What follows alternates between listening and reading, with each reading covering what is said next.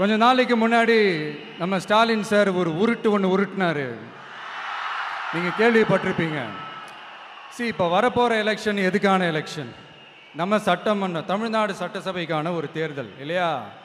இதே தமிழ்நாட்டுக்கும் டெல்லிக்குமான ஒரு எலெக்ஷன் அப்படின்னு சொல்கிறாங்க.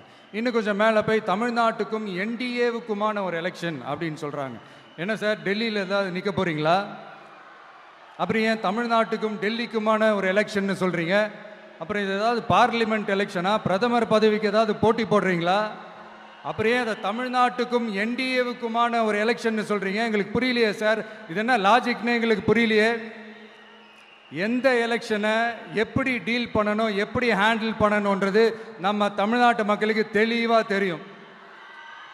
நம்ம தமிழ்நாட்டு மக்கள் மாதிரி ஒரு தெளிவான மக்களை நீங்கள் பார்க்கவே முடியாது. சூப்பர் கிளாரிட்டியோட சூப்பர் மக்கள் சார் நம்ம மக்கள். இந்த போருக்கு போகிறதுக்கு முன்னாடி தான் இந்த படை பரிவாரங்களோட போவாங்கன்னு கேள்விப்பட்டிருக்கிறேன். ஆனால் நீங்கள் என்னடானா இந்த ஒன்றுத்துக்கும் உதவாத இந்த பால் டப்பாவை உருட்டிக்கிட்டு இருக்கீங்களே சார். உண்மையிலே இந்த எலெக்ஷன் எதுக்கான எலெக்ஷன் சொல்லட்டுமா?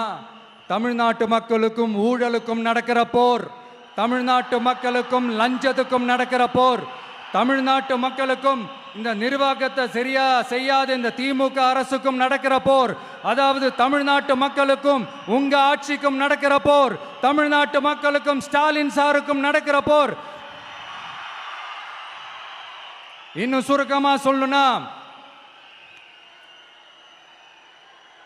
விஜய்க்கும் ஸ்டாலின் சாருக்கும் நடக்கிற போர்.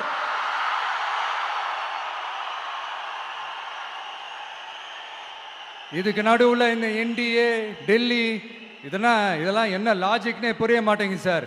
தமிழ்நாடு தான் விஜய், இந்த விஜய் தான் தமிழ்நாடு.